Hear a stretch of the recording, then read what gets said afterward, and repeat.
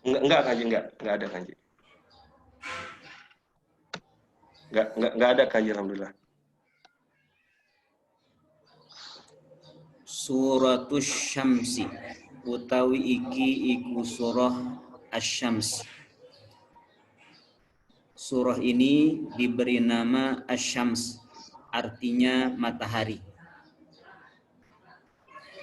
Makkiyatun yaitu Makkiyah, bangsa Mekkah, diturunkan kepada Rasulullah Shallallahu Alaihi Wasallam sebelum beliau hijrah ke Madinah. Khamsa asyarata yaiku 15 apa nih ayate berjumlah 15 ayat. Bismillahirrahmanirrahim. Wasyamsi demi matahari. Wadduhaha lan padange asyams. Duha artinya sinar matahari di waktu pagi. Dau'iha tegese padange terangnya. Wal qamari lan bulan. Wau pada ayat wal qamari idza talaha wan nahari idza jallaha wal laili idza yaghshaha itu bisa waw ataf, artinya dan. Wal qamari lan bulan dan bulan.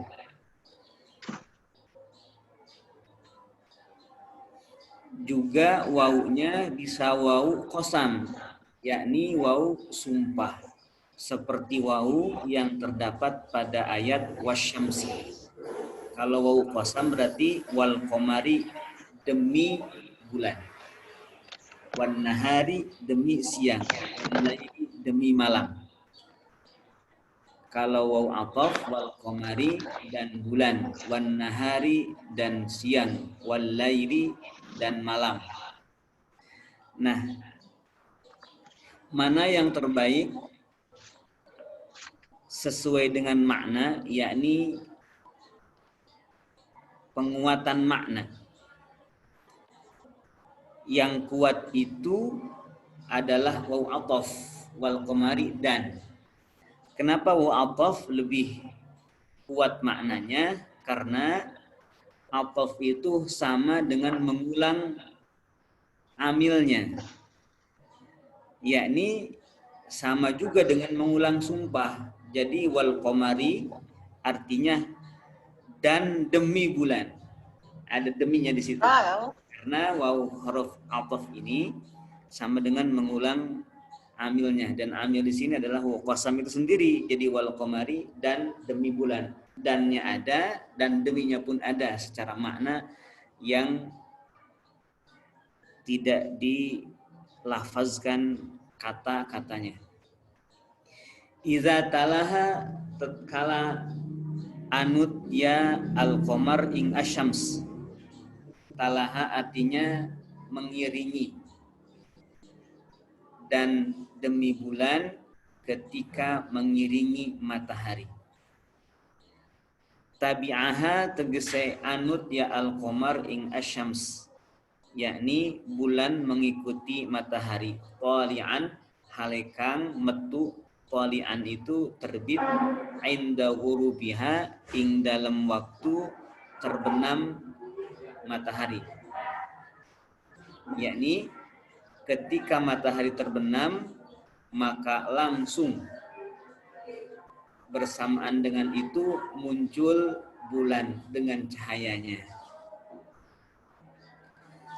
Dan cahaya ini bertahap, dari kecil kemudian membesar dan puncaknya pada malam purnama, yaitu tanggal 14 pada bulan atau kalender Hijriah, bulan purnama. Oleh karena itu, yang dimaksud iza talaha berdasarkan tafsir ini berarti bulan mengikuti matahari itu di 15 pertama setiap bulan, yakni tanggal 1, 2, 3, 4 sampai tanggal 15. Nah, sisanya itu mengecil lagi bulannya. Dan talaha itu adalah proses di mana cahaya bulan semakin ke sini semakin besar, itu disebut dengan talaha berdasarkan tafsir ini. Tabi'aha tali'an 'inda ghurubiha. Dan ada juga ahli tafsir yang mengatakan talaha ini mengikuti matahari saat purnama, yakni benar-benar terang 100%, cahaya bulan tampil, tubuh bulan tampil 100%. Yang dimaksud talaha itu, kata tafsir ini, yakni tafsir yang lain. Wan nahari, dan demi siang, idza jallaha, tatkala menampakkan ya nahar ing asyams, demi siang ketika siang tersebut menampakkan matahari, birtifaihi, kalawan narima naik ya an-nahar. Irtifa itu ketika siang sudah tinggi, yakni jallaha artinya ketika bentuk matahari terlihat dengan jelas di tengah hari, bulatan dan lingkaran matahari terlihat dengan jelas, sejelas-jelasnya, tanpa ada yang menghalangi, itu adalah jallaha.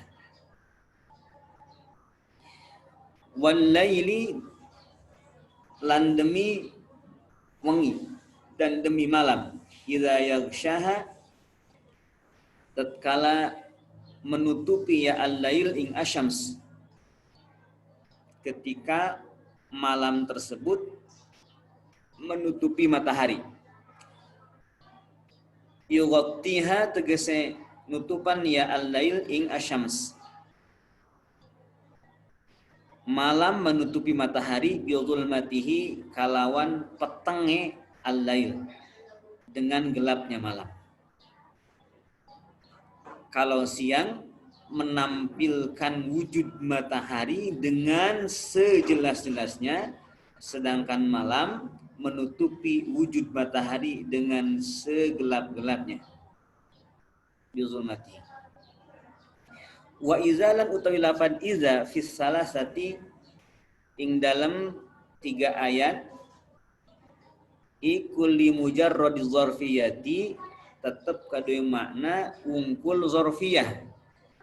Jadi iza pada kata iza talaha, dan pada kata iza jallaha, juga pada kata iza yakshaha, itu hanya menunjukkan dzarfiyah, waktu saja.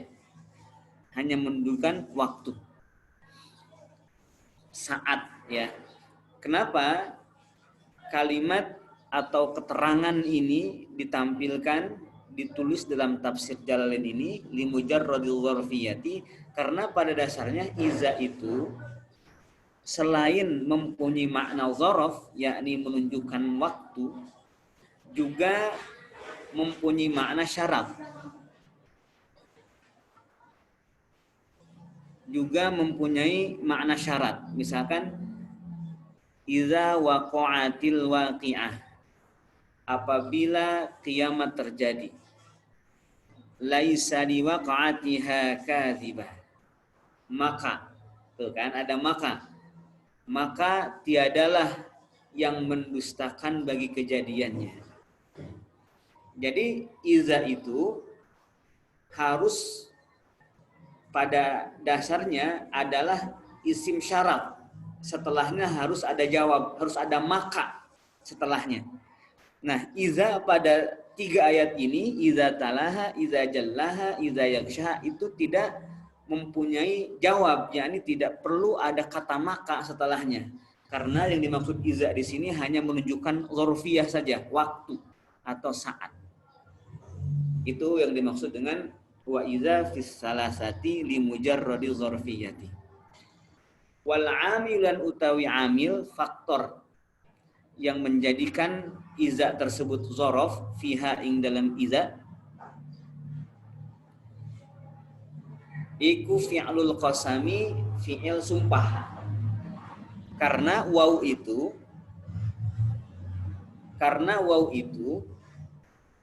waw qasam wasyamsi itu sama dengan mengatakan uqsimu, aku bersumpah, wasyamsi, demi matahari.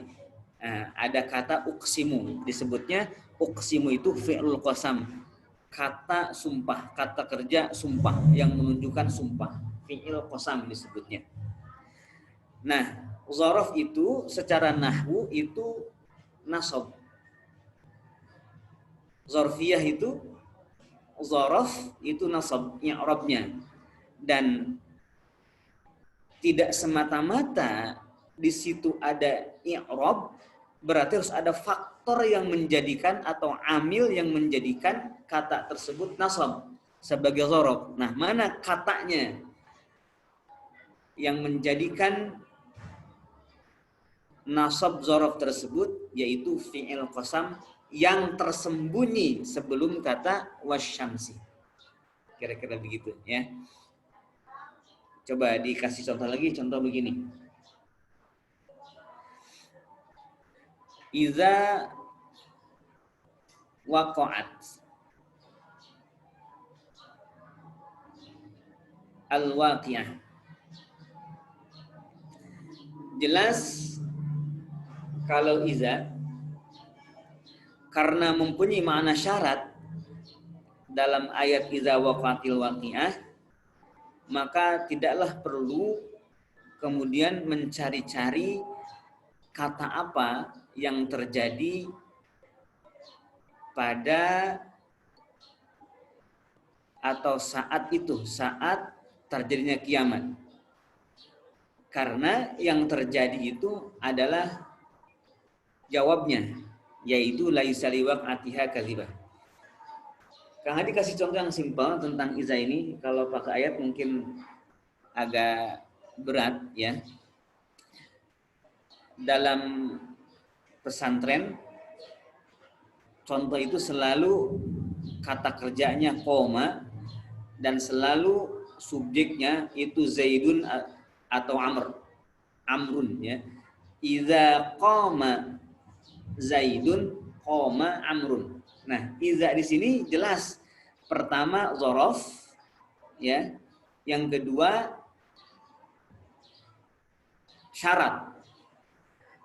Iza qama Zaidun, apabila Zaid berdiri, qama Amrun, maka Amr berdiri. Itu namanya syarat, ada maka setelahnya. Dan iza di situ pun juga dzaraf. Nah, dzaraf itu menunjukkan waktu. Nah, dan dzaraf ini tentu nasab.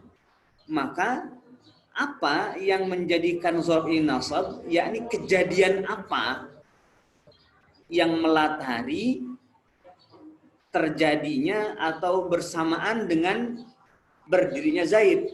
Tak lain adalah berdirinya Amr itu yang terdapat pada jawabnya. Nah, kalau di sini iza di sini karena ini adalah dzarfiyah secara mujarrad, yakni tidak ada makna syarat, maka yang menasabkan iza pada kata iza talaha, iza jallaha, dan iza yakshaha adalah kata uqsimu yang tersimpan sebelum wasyamsi. Ya. Jadi uqsimu bisyamsi, uqsimu bil qamari iza talaha. Yakni ketika wal amilu fiha fi'lul qasam, ketika muncul tafsir ini wal amilu fiha fi'lul qasam, maka kita jadi mengetahui bahwa yang dijadikan sumpah oleh Allah wal qamar di sini itu bukan sembarang bulan, ya. Demi bulan, bukan bulan secara umum, tetapi bulan berikut sifatnya yang mengiringi matahari. Jadi bulan yang dijadikan sumpah itu adalah bulan bersama sifatnya yang mengiringi matahari, bukan sekedar bulan doang. Ya, itu karena iza di sini ta'alluq juga kemudian dinasabkan oleh uksimu. Jadi yang dijadikan sumpah itu bukan hanya bulannya, tetapi juga bersamaan dengan sifatnya yang talaha itu. Demikian juga wan nahari iza jallaha, bukan hanya siangnya saja yang dijadikan sumpah, tetapi juga berikut sifatnya itu jallaha. Demikian juga malam yang dijadikan sumpah bukan hanya malamnya saja, tetapi iza yaghshaha, berikut dengan sifatnya yang menutupi matahari. Nah ini dalam juga nih ya penjelasannya. Mungkin sebenarnya kalau sudah mengerti nahwu maka kalimat wa iza fi salasati li mujarradil dzarfiyah wal amilu fiha fi'il qasam itu langsung sudah paham. Tapi barangkali kalau yang belum mengerti nahwu yang dalam maka harus ada uraian seperti yang barusan saya jelaskan. Jadi paket ya. Sumpahnya itu paket. Jadi seakan-akan sama aja jadinya dengan wasyamsi wadduhaha. Nah, di sini juga kan yang dijadikan sumpah itu bukan hanya mataharinya tapi juga sinarnya. Gitu. Berikut sinarnya. Maka waw di sini juga bisa berarti ma'a kan, bersama, beserta sinarnya. Wasyamsi demi matahari beserta sinarnya di pagi hari. Dan iza pun juga karena iza di sini dzarfiyah mujarradah hanya dzaraf saja, bukan menyimpan makna syarat di dalamnya, maka sama dengan hampir sama kemudian dengan waw pada kata wadduhaha. Berikut berarti iza talaha, berikut keadaannya dan sifatnya yang selalu mengiringi matahari. Siang juga berikut dan bersamaan dengan sifatnya yang menampakkan matahari dengan tingginya siang itu.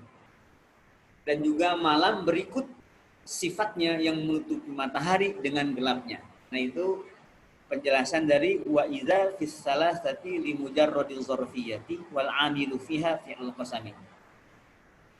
Wasyamsi, demi langit, wa ma banaha,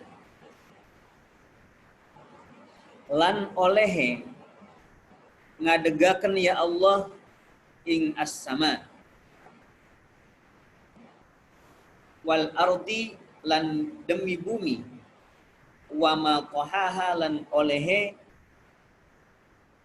ngamparaken, mengamparkan, menghamparkan ya Allah ing al-ardi. Basaqaha tegese ambabarakan ya Allah ing al-ard. Nah di sini sumpah yang kedua, yakni waw pada kata was-sama ini lebih kepada waw qasam seperti waw pada wasyamsi.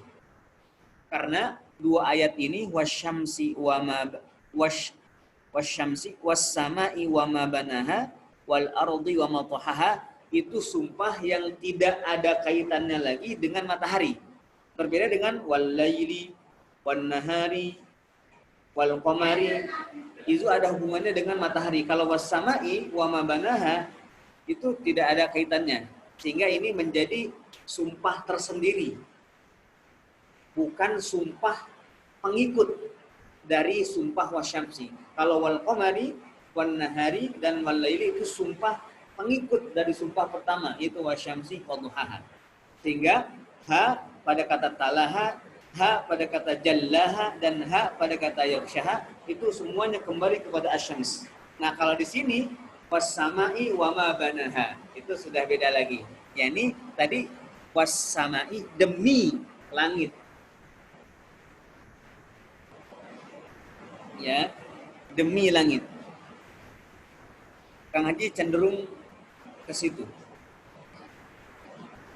Wama banaha, mak di sini kita lanjut sedikit. Wa nafsin, lanjut sedikit ke ayat yang berikutnya.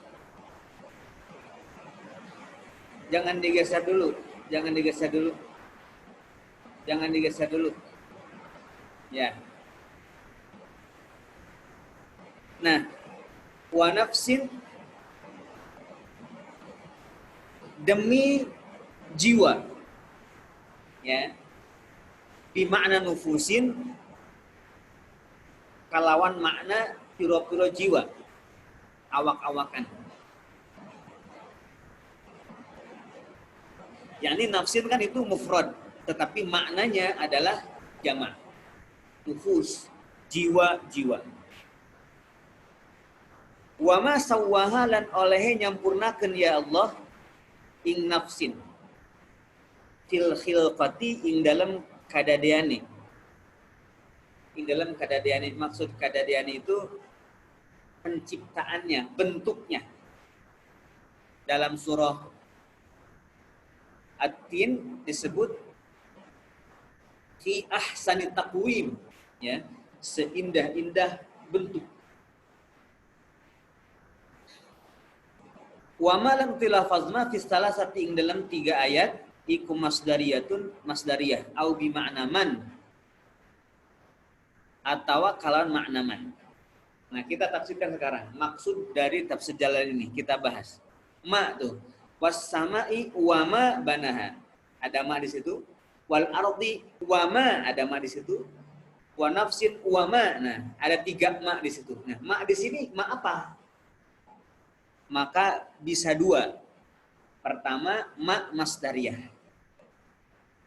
Ma masdariyah itu berarti menjadikan kata setelahnya, yaitu banaha. Nah, ini banaha itu fi'il madhi. Bana itu fi'il madhi. Ya, bana itu fi'il madhi. Dan ketika ada kata ma sebelumnya, maka makna dari bana di situ itu bukan fi'il madhi, tapi masdar. Jadi ma itu adalah ma yang menjadikan fi'il setelahnya itu menjadi masdar maknanya. Wa ma banaha itu maknanya was-sama'i wa binaiha. Sama dengan gitu, was-sama'i wa binaiha. Bana yabni binaan.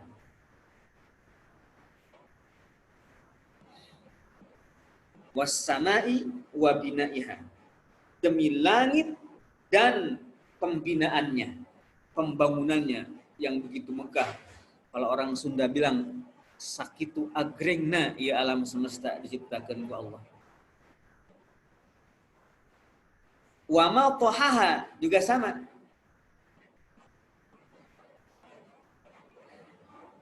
Toha itu fi'il madhi, tetapi karena ada ma sebelumnya maka maknanya masdar. Demikian juga sawwaha itu fi'il madhi, tapi karena ada ma sebelumnya maka maknanya adalah masdar. Wa nafsin wa ma sawwaha ai wa nafsin wa taswiyatiha. Jadi wa ma sawwaha sama dengan wa taswiyatiha. Demi langit dan pembinaannya, demi bumi dan penghamparannya, demi jiwa dan penyempurnaannya. Dan wau juga pada kata wama banaha, dan wau pada kata wama tohaha, dan wau pada kata wama sawwaha. Itu wawunya selain bisa jadi wawu huruf athaf artinya dan, juga bisa bimakna ma'a artinya beserta. Was-sama'i ma'a binaiha. Seperti begitu maknanya. Demi langit beserta pembinaannya. Wal ardi wa matahaha, dan demi bumi beserta penghamparannya. Wa nafsin wa ma sawwaha, demi jiwa beserta penyempurnaannya. Jadi gini, wa nafsin itu kan, nafs itu jiwa, yakni tidak terlihat. Jiwa itu ada di dalam raga, ya. Sedangkan wa masawwaha adalah raga. Mungkin kalau bahasa Indonesianya wa nafsin wa masawwaha itu demi jiwa dan raga gitu kira-kira ya kalau terjemahan tafsiriahnya. Karena tasriyah itu terkait dengan penyempurnaan khilqah, bentuk. Adapun nafsin itu bagian dalam. Jiwa itu ada di dalam raga. Wa masawwaha. Maka wawunya bisa bimana ma'a. Nah, kembali ke wawu yang di permukaan ayat was sama'i wa ma banaha wal ardi wa ma tahaha wa nafsin wa ma sawaha. Nah, tadi Kang Haji menyebut bahwa wawu pada ayat kedua wal qamari, pada ayat ketiga wan nahari, pada ayat keempat wal laili, wawu di sini adalah huruf ataf, diatafkan kepada asy-syamsi, ya. Nah, adapun was sama'i, wawunya di sini lebih kepada wawu qasam, tidak diatafkan kepada sebelumnya karena ini rangkaiannya was sama sudah rangkaian berikutnya. Adapun wal qamari wan nahari wal laili itu rangkaian masih berhubungan dengan matahari. Adapun was sama itu sudah berdiri sendiri, tidak ada kaitannya secara langsung dengan matahari. Makanya wawu di kata was sama'i itu adalah wawu qasam, bukan wawu ataf. Kemudian wal ardi, wawunya itu wawu ataf karena bumi berhubungan dengan matahari. Jadi was sama'i demi langit beserta pembinaannya, wal ardi wa ma tahaha, dan demi bumi beserta penghamparannya. Begitu maknanya ya. Nah, wa nafsin, wawu di sini pun juga wawu berdiri sendiri, yakni wawu qasam. Bukan wawu ataf. Karena nafsin ini tidak ada kaitannya dengan matahari, juga sudah tidak ada kaitannya dengan langit dan bumi. Jadi wa nafsin demi, bukan dan deminya, tapi langsung demi. Demi jiwa. Berarti di sini sebenarnya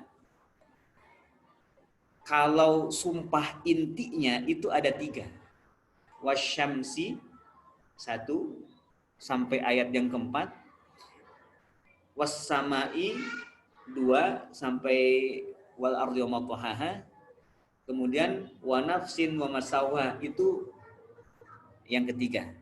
Kalau dilihat dari kemandirian setiap kalimat yang dijadikan sumpah di sini.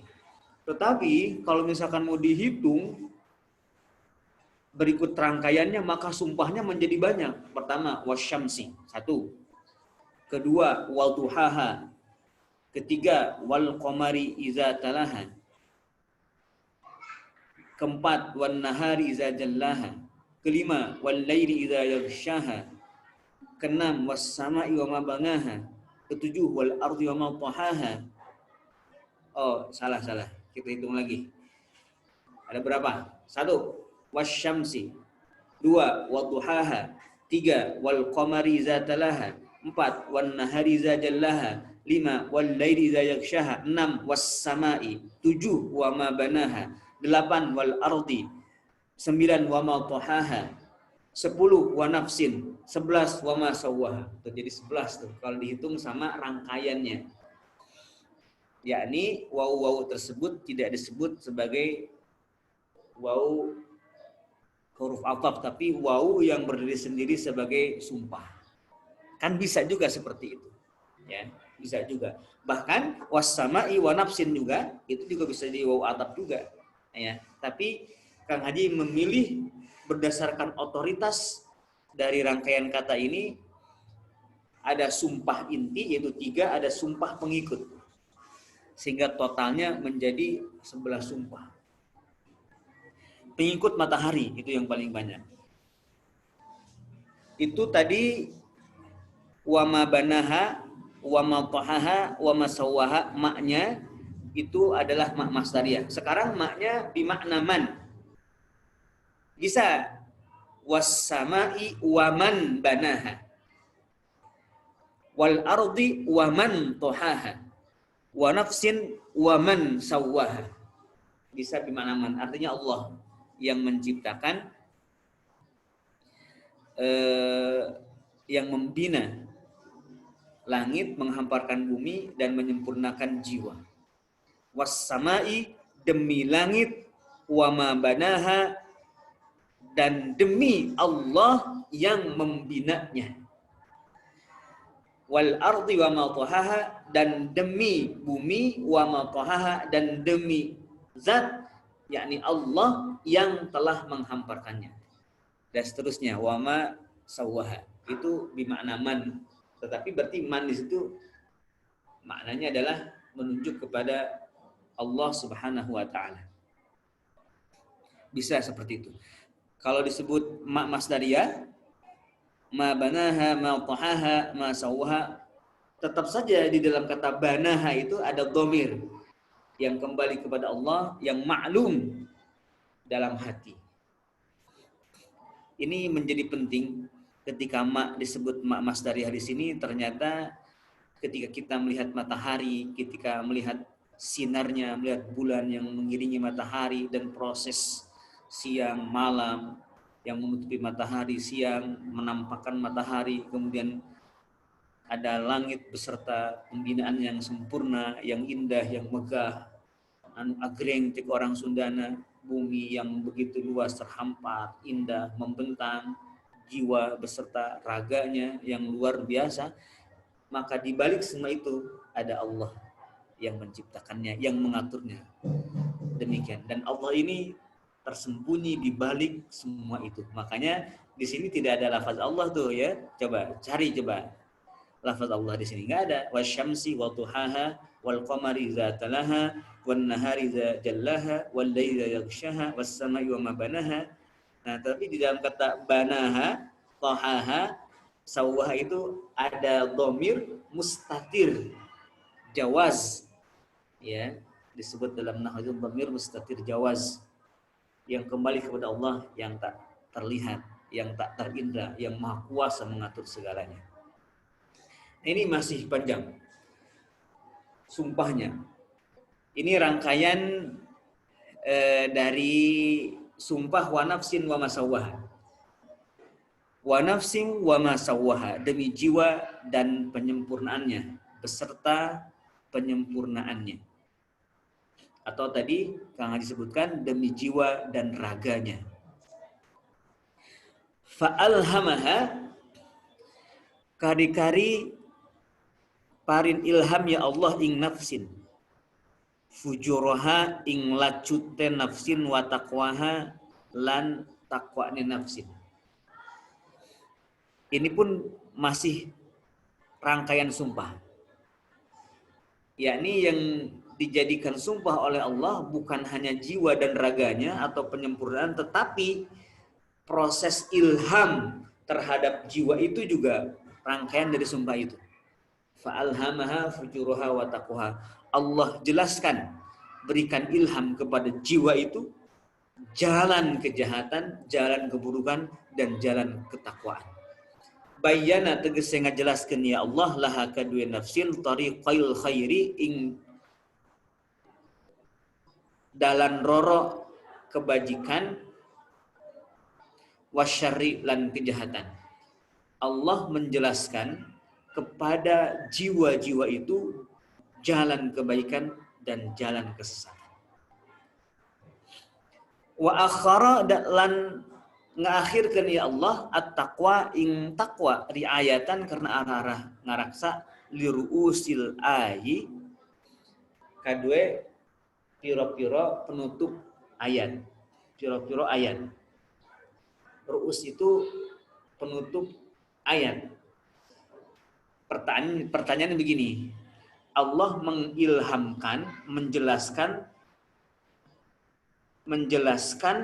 jalan kejahatan dan jalan takwa. Kok kejahatan dulu gitu yang disebutkan?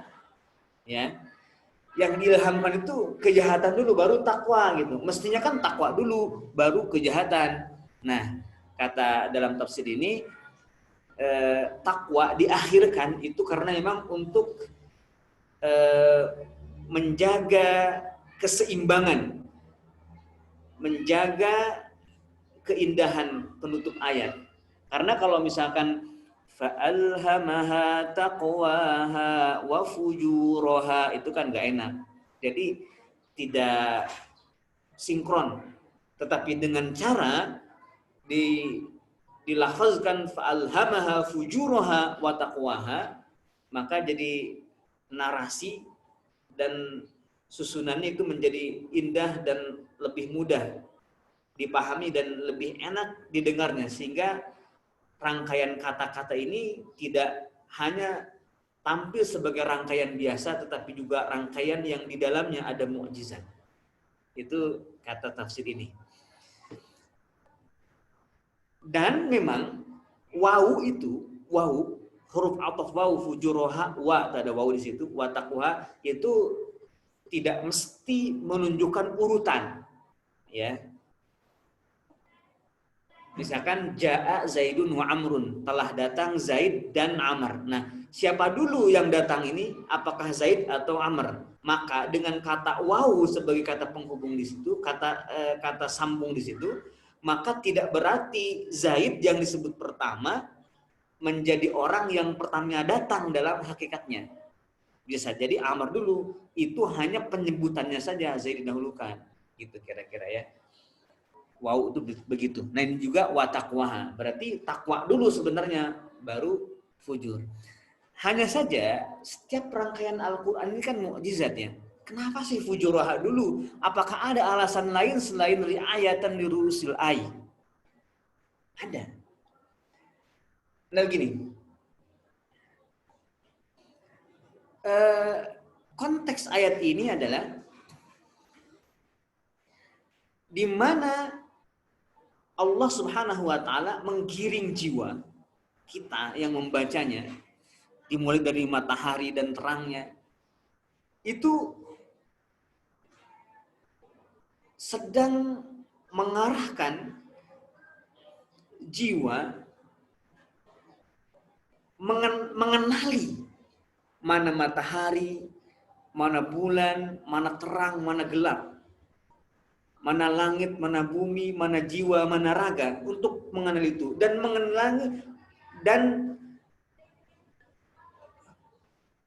mengenal hitam putih dari jiwa. Hitam putih dari jiwa itu. Nah, coba. Hitam putih. Kenapa sih nggak putih hitam gitu? Kira-kira begitu ya. Kenapa nggak putih hitam, tapi disebut hitam putih? Fujuroha wa taqwaha, karena seringkali yang putih itu menjadi kontras setelah hitam dulu. Jelas banget gitu. Makanya fujuroha wa taqwaha, begitu jelas jalan kebaikan itu setelah mengenal justru lawannya, yaitu jalan kejahatan. Makanya fujuroha itu didahulukan agar semakin kontras dengan taqwaha. Fa'alhamaha fujuraha wa taqwaha. Dari awal kan matahari dulu tuh ya. Itu terang dulu ya di situ. Tetapi ketika membahas nafsu, fujur dulu, gelap dulu, takwa baru terang. Ini bukan berarti fujur itu lebih didahulukan oleh Allah dalam arti manusia lebih cenderung kepada fujur, bukan. Tetapi untuk lebih manusia itu, jiwa itu melihat betapa terangnya takwa dan kebaikan, jalan kebaikan, karena setelah melihat jalan kejahatan. Makanya fujuroha didahulukan untuk menjadi kontras dengan takwa. Wa jawabul qasami lan utawi jawab sumpah iku qad aflaha. Lafaz qad aflaha. Maknanya qad aflaha, teman-teman musbagja huzifat dibuang minhu saking qad aflaha opo allamu lam qasam ditudil kalami kendawane kalam. Sumpah itu membutuhkan jawab. Yang dimaksud jawab sumpah ini kalimat atau narasi yang dikuatkan dengan sumpah itu. Sumpah itu kan penguat, demi matahari, demi sinarnya, demi bulan, dan seterusnya. Bahkan kalau dirunut itu sampai 11 sumpahnya. apa sih yang hendak Allah sampaikan? Narasi apa yang hendak Allah nyatakan, hendak Allah kuatkan dengan 11 sumpah atau 3 sumpah inti dan 9 sumpah pengikutnya?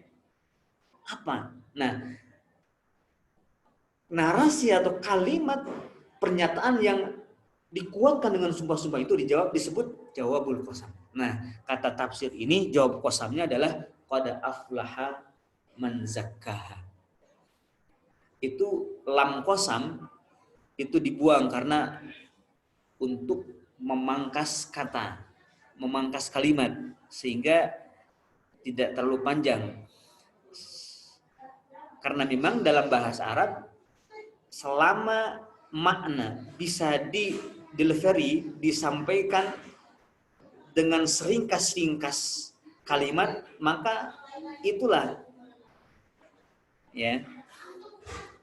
Tidak perlu menambahkan kata atau kalimat yang lain. Nah, di sini qad aflaha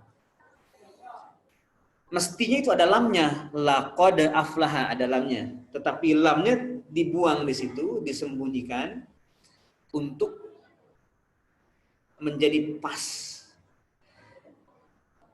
Dan Masya Allah ya, setiap rangkaian ayat ini selalu pasnya. Kenapa ini dibuang lamnya, kenapa ini ditampilkan lamnya, kenapa di sini ada qad juga di situ. Allahu Akbar. Ini tentulah kemudian menjadi penguat tersendiri dan keindahan tersendiri agar makna dari surah ini terhujam kuat di dalam hati. Qad aflaha, sungguh telah bahagia. Sopoman uang zakkaha kang ngabersihkeun yaman ing nafsin. Toharoha tegese nyuciakeun yaman ing nafsin minaz dzunubi saking pira-pira dosa. Wa qad khaba lan teman-teman rugi ya khasira tegese rugi sopoman uang dassaha kang nyamarakeun yaman ha ing nafsin akhfaha tegese nyamarakeun yaman ha ing nafsin bin maksiati kalan maksiat. Wa aslu la utawi asale dassa iku dassasa. Lafad dassasa. Dassaha ai yakni menyembunyikan, menyamarkan. Ubilat diganti opo asinu sin astania tukang kapindo alifan ing alif takhfifan karena arah-arah takhfif meringankan. Sehingga menjadi ringan diucapkan oleh lidah ini. Dan itu sesuai dengan firman Allah, walaqad yassarnal qur'ana. Ada juga yassarnahu bilisanika. Kami telah memudahkan Al-Qur'an dengan lidahmu. Nah, ini dibuktikan diantaranya dengan dassasaha dibaca dassaha. Kenapa? Kalau dibaca dassasaha itu menjadi berat di lidah. Maka ketika dassaha difirmankan oleh Allah menjadi dassaha, itu menjadi sesuai dengan firman-Nya bahwa Al-Qur'an dimudahkan oleh Allah dengan lisan wahai Muhammad. Jadi kalau ada dalilnya atau minta dalilnya, kenapa sih dassasa jadi dassa? Itu kan dalam studi ilmu nahwu, bahkan dalam alfiyah saja tidak ada ya, bahkan ada bab ibdal dalam alfiyah itu tidak sampai mengubah sin menjadi alif di situ. Tetapi memang juga huruful ibdali hadatu mutiya. Di situ ada potensi-potensi untuk terkena ibdal ya. Meskipun tidak ada bait secara khusus mengibdal, mengganti sin kepada alif ya dalam alfiyah. Tetapi di sini ada. Dan tentu bukanlah kemudian ilmu nahwu menjadi standar benarnya Al-Quran, tetapi Al-Quran menjadi standar benarnya ilmu nahwu. Kira-kira gitu ya. Nah, betapa bahagia orang yang mensucikan jiwa dari dosa-dosa. Ya, ini orang yang bahagia itu orang yang jiwanya bersih. Raganya tidak digunakan untuk melakukan maksiat. Zakah itu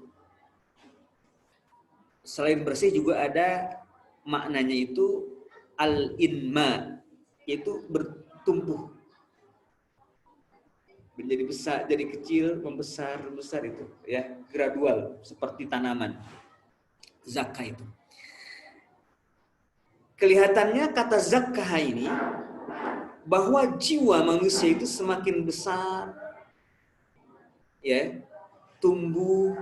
Nah, orang yang bahagia adalah orang yang memelihara jiwanya dari kecil menjadi besar dengan cara apa?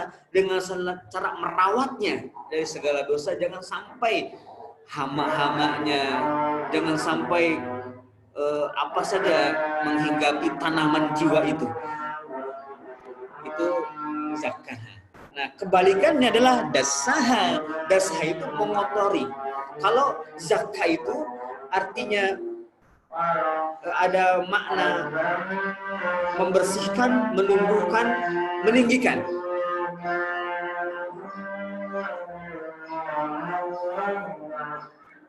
Mbak Bijar, monitor kedengaran yang sholawatan nggak? Ini yang kedengaran banget Kang Haji. Tapi suara Kang Haji ketutup nggak? Enggak sih Kang Haji. Ini Kang Haji kurang kedengaran suaranya.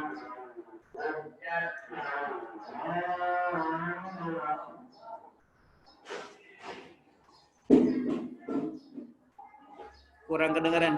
Nah. Kuping Kang Haji nggak bisa dengar suara Kang Haji sendiri. Ya, ya. Kang Haji mau nyari ini volumenya. Ya. Mana volume? Oh ini. Coba Bijar. Ya. Tes. Iya Kang Haji kedengaran. Ya baik. Oh ya baik Kang Haji. Zakah itu mempunyai makna selain membersihkan itu tumbuh secara bertahap dan juga meninggikan sehingga terlihat. Kalau dasaha itu mempunyai makna sebaliknya, berkurang, ya, berkurang, naqs, dan juga semakin berkurang semakin tersembunyi, hilang, lenyap gitu. Dasaha itu. Jadi kalau zakah itu ada proses naik, tumbuh sampai tinggi. Kalau dasaha itu berkurang, turun sampai tersembunyi, tak terlihat. Nah, proses menjadikan jiwa itu tumbuh itu dengan membersihkannya. Dan menjadikan jiwa itu menjadi turun itu dengan cara mengotorinya dengan maksiat kepada Allah Subhanahu wa taala. Nah, gitu. Jadi sebenarnya jiwa itu ya jiwa bersih pada dasarnya, ya, fitrah itu. Jadi seandainya manusia membiarkan fitrah itu bersih, soal perawatan ini kelihatannya, maka dia sudah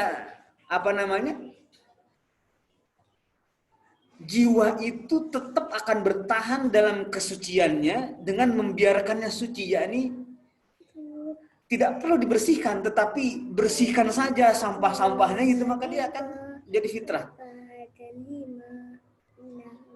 Yakni begini, tidak perlu memberi pupuk kepada jiwa untuk tumbuh, karena pasti tumbuh sendiri, ya.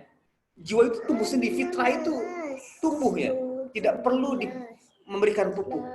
Tetapi yang harus dilakukan itu bersihkan dari hama-hamanya gitu, jauhkan. Jadi bukan memberi pupuk, tetapi menjauhkan hama-hama atau penyakit-penyakitnya. Maka itu akan tumbuh dengan sendirinya. Nah, kalau dasaha itu berarti menjadikan jiwa itu terhinggapi penyakit-penyakit itu, dikerumuni sehingga berkurang sampai mati.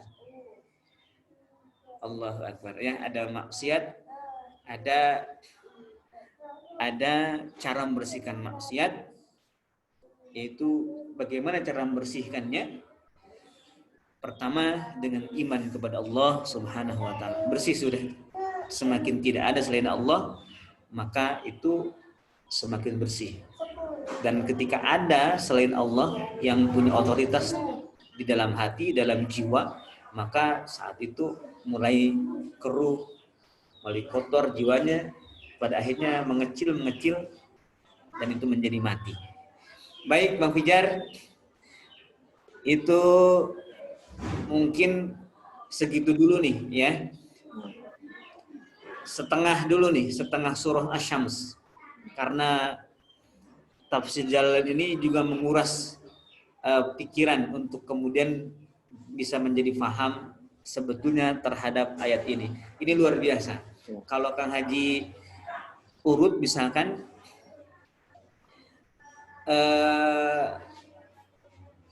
matahari itu ibarat jiwa dan jiwa ibarat matahari.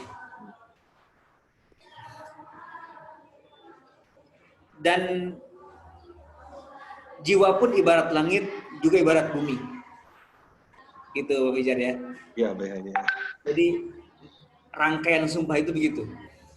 Sebagaimana matahari ada sinarnya, matahari ada bulannya yang mengiringinya dengan cahayanya yang mengganti ketika malam, dan juga ada malamnya, ada gelapnya, ada siangnya, maka jiwa pun ada sinarnya, ada bulannya yang mengiringi, ada siangnya yang menampakkan jiwa itu, juga ada gelapnya yang menutupi. Tetapi daripada faktor-faktor gelapnya, lebih banyak faktor terangnya. Sebagaimana matahari. Dan bahkan ketika gelap muncul bulan, artinya jiwa tidak usah resah ketika datang gelap, karena selalu ada cahaya, walaupun itu hanya cahaya pengganti dari matahari, itu cahaya bulan. Demikian juga jiwa seperti langit, luar biasa. Dengan semua binaannya, agrengnya, megahnya, jiwa megah seperti itu. Dengan mataharinya, bintang-bintangnya, planet-planetnya, cahaya-cahayanya, wama banaha, dan juga jiwa itu seperti bumi dan penyempurnaannya. Nah, manusia punya jiwa dan punya raga. Nah, zakkaha itu menjadikan jiwa seperti matahari, zakkaha menjadikan jiwa seterang siang, menjadikan jiwa seluas langit, dan menjadikan jiwa seproduktif bumi. Zakkaha, tumbuh. Kemudian dasaha kebalikannya, ya, sama dengan membunuh matahari. Dan seterusnya. Gitu Bang Fijar. Rangkaian sumpah sampai 11 sumpah. Alhamdulillah Kak Haji. Kak Haji, boleh ada asisten jawab Kak Haji? Ini banyak yang nanya juga Kak Haji. Boleh. Baik, Fijar bacain Kak Haji. Assalamualaikum, Kak Haji mau bertanya tafsir ayat ke-8. Kenapa pada ayat memakai kata alhamaha bukan baina? Kemudian kapan waktu pengilhaman itu terjadi pada jiwa? Itu Kak Haji, pertanyaan pertama. Ya. Alhamaha. Mengapa tidak menggunakan kata bayyana? Iya, bayyana. Karena sampainya penjelasan kepada jiwa tentang jalan kebaikan dan jalan kejahatan itu bahkan dalam keadaan sang jiwa tidak menyadarinya. Ya, dalam keadaan sang jiwa tidak menyadarinya, dan barangkali dalam keadaan dia tengah lalai, bisa jadi. Makanya fa'alhamah. Kalau bayyana itu harus dalam keadaan sadar. Kalau fa'alhamah itu menunjukkan ilham itu datang kapan saja, sehingga tadi kan kapan waktunya kan. Maka kata ilham ini menunjukkan deskripsi atau penjelasan tentang jalan kebaikan dan jalan kejahatan itu sampai dari Allah kepada jiwa secara ilham, tanpa kesadaran yang kita mengetahui dari mana sumbernya. Jadi ilham itu nggak tahu dari mana sumbernya, ya. Dan juga kapan waktunya, ya. Kapan waktunya? Itu di waktu di mana kita juga tidak bisa menentukan kapan waktunya. Tapi setiap waktu itu potensi untuk datang ilham kepada jiwa dari Allah Subhanahu wa taala. Mungkin kalau anak-anak milenial mengetahui seperti apa dahulu Thomas Alva Edison yang menciptakan sinar pijar yang kemudian menjadi listrik, bukan pijar yang ini nggak bersinar. Setelah berulang kali gagal dan gagal untuk memutuskan, tiba-tiba masuk ke sebuah kebun, dan di kebun tersebut petir menyambar besi, dan di situ terlihat sinar dari sambaran petir itu. Dari situ ilham datang. Jadi ilham itu kita tidak tahu persisnya, yang jelas setiap saat, kapanpun, dari arah yang tidak kita prediksi, maka ilham itu datang. Maka kata kerjanya fa'alhamaha, bukan bayyanaha. Oleh karena itu, karena kita tidak tahu dari mana datang ilham dan kapan, maka yang penting bagi kita bukan memikirkan siapa dan dari mana dan kapan, tapi yang penting adalah zakkaha. Kita harus selalu siap kapanpun ilham datang dan dari manapun. Baik. Terima kasih Kak Haji atas jawabannya. Ini lanjut lagi Kak Haji. Assalamualaikum Ustaz, saya Endang nih, Mbak Endang dari Hongkong nih. Mau bertanya, pada ayat 7 wa nafsin, jika waw sebagai huruf qasam, maka apakah kata nafsin menjadi jumlah mubtadaiyah? Itu Kak Haji. Iya, jadi ketika waw pada ayat wa nafsin itu waw qasam, maka itu jumlahnya ibtidaiyah. Jadi memulai kalimat yang baru. Sehingga kalau disusun itu menjadi 3 kalimatnya. Wasyamsi dan seterusnya sampai wal-laili, kemudian was-samai wal ardi, lalu yang ketiga wa nafsin. Itu kalimat utuhnya. Ya. Jadi ibtidaiyah. Kalau dibuat waw huruf ataf baru itu menjadi jumlah yang berhubungan, diatofkan kepada jumlah wasyamsi wa duhaha.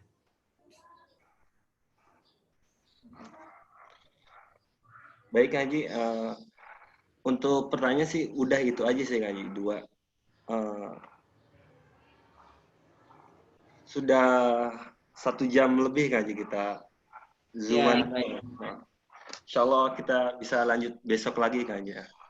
Baik, ya mudah-mudahan hati kita hari ini seterang pagi, seterang siang, dengan semburat sinar matahari sampai ke jiwa kita, sinar-sinar surah Asy-Syamsi ke dalam hati kita, sehingga selalu tercerahkan, berada di jalan yang lurus dan jauh dari jalan yang sesat. Amin Allah ya rabbal alamin. Baik, pengajar dari Kang Haji, salam semuanya ya. Baik Haji. Wassalamualaikum warahmatullahi wabarakatuh. Waalaikumsalam warahmatullahi wabarakatuh. Terima kasih pada Kang Haji, guru kita semua yang sudah mengisi kajian untuk siang ini. Insya Allah kita bertemu besok lagi bersama kita tim Indonesia Murojaah. Kita tutup dengan doa kafaratul majlis. Subhanakallahumma wa bihamdika asyhadu an la ilaha illa anta astaghfiruka wa atubu ilaik. Assalamualaikum warahmatullahi wabarakatuh.